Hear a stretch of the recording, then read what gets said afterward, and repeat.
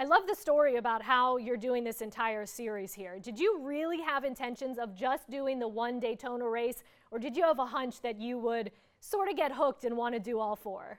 I've always had my eye on IMSA. I wasn't sure that the endurance championship would be in the cards for me this year. That's the four longest races that exist on their schedule. And after the success we had at Daytona, the sponsors wanted to come back, manufacturer wanted us back, and just thankful for Allies' support to put that car together and this opportunity together for us to go racing once again. You mentioned after the Daytona race how much fun it was. What makes it so much fun for you?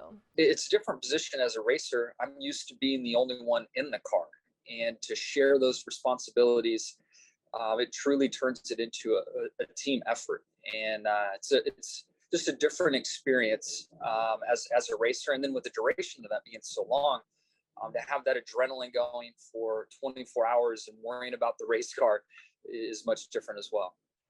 Do you feel like as a natural born competitor and just a racer at heart, that's something that draws you to it, is a new challenge for you to learn these new tracks? And I've heard you mention sort of rewire your brain to a new type of racing.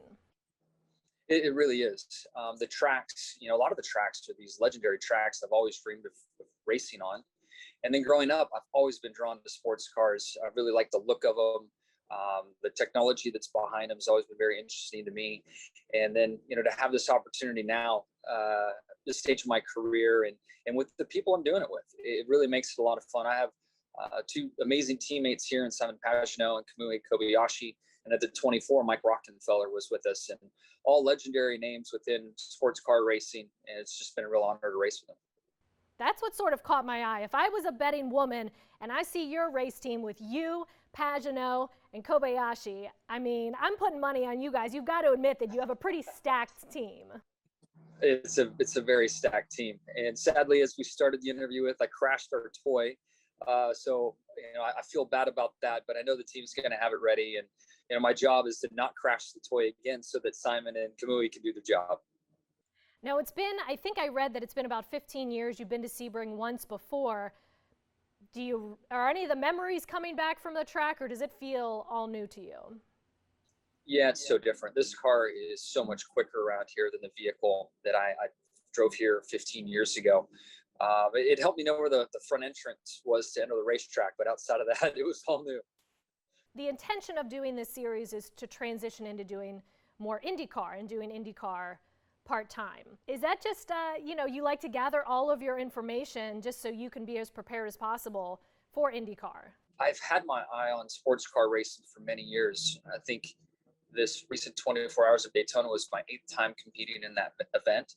So in the early 2000s, I raced quite a bit in these cars, just setting up for an opportunity post-NASCAR to be in this field and to be a part of this great sport. And then as I made my IndyCar commitments, I quickly learned how fast the IndyCar is, and that the next fastest vehicle in North America to drive that I have access to is this IMSA car. So it really became, more apparent to me that I need more time in this IMSA car. The testing for IndyCar is very limited, and it's a bit more generous here. And you get a lot more track time in a 24-hour race than you do in any other kind of racing. So it's kind of a two-part deal, as I mentioned, and the IMSA car has really helped me get prepared and rewire my brain for this, new sports car, light, high downforce vehicle that I'm driving. This Sebring course and this race in general is very prestigious. Is this exciting for you to be able to sort of, check off these bucket list racing things? Oh, without a doubt. It's so cool to be here and to be a part of this event. Watched it for years and years on TV.